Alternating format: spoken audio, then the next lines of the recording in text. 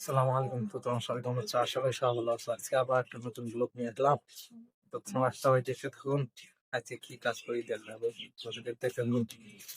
আমরা দুজনে মিলে মাছা দিতে আছি। তো তোমার সবাই দেখতে পাচ্ছ। দেখো।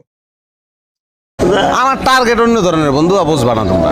আমি বড় হমুই মনে কর যে আজ থেকে তুই ধরে রাখ, বছর দশকের পরে তুই আমার দেখবি। কই দেখুম আকাশ দেখবি দেখা হবে বিভিন্ন জায়গায়, তুই ডরে কথা কবি না।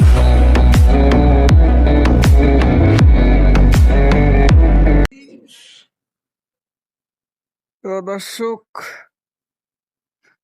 মামু আমার কাজ করতেছে।